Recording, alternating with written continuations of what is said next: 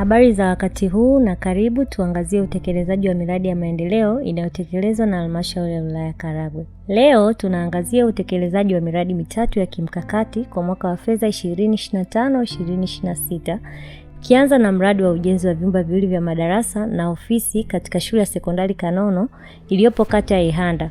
Mradi huu unatekelezwa kwa fedha za mapato ya ndani zenye thamani ya shilingi milioni 67,952,587 na unatarajiwa kuwekewa jiwe la msingi na mbio za Mwenge wa Uhuru ifikapo tarehe 4 Septemba 2026.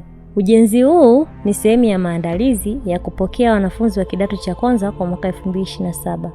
Kufuatia maboresho ya mfumo wa elimu yanayohitaji kuimarishwa kwa miundombinu ya shule ikiwemo madarasa, maabara na vifaa vya kufundishia ili kukidhi ongezeko la wanafunzi wa mahitaji mapya na ufundishaji. Sambamba na hilo, Halmashauri ya Wilaya Karagwe imepokea fedha kutoka serikali kuu kwa ajili ya ujenzi wa shule mpya za sekondari ikiwemo shule ya sekondari Mililo iliyopo kata ya Rugu pamoja na shule ya sekondari Nyabwegila iliyopo kata ya Ndama. Hatua inayolenga kuongeza fursa za elimu bora kwa watoto wa wilaya yetu.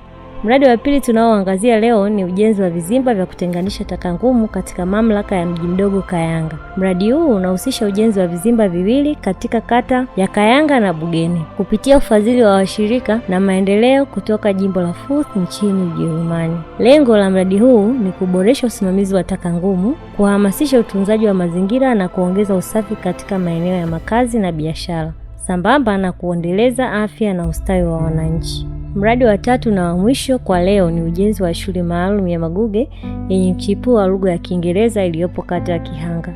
Mradi huu unatekelezwa kwa awamu na unatarajiwa kutoa huduma kuanzia mwezi Januari 2027. Kwa mwaka wa fedha 2025-2026, Halmashauri imetumia kiasi cha shilingi milioni 100 kutoka mapato ya ndani kukamilisha ujenzi wa vyumba vinne vya madarasa, na kwa bajeti ya mwaka wa fedha 26-27, Halmashauri imetenga kiasi cha shilingi milioni 144 kuendeleza ujenzi, ikiwa ni hatua muhimu kuelekea kuanzishwa kwa shule hiyo ambayo itapanua wigo wa upatikanaji wa elimu bora na yenye ushindani.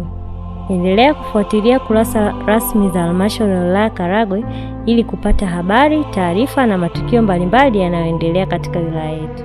Karagwe DC tupo kazini, tunaendelea kuwahudumia wananchi kwa ubora zaidi.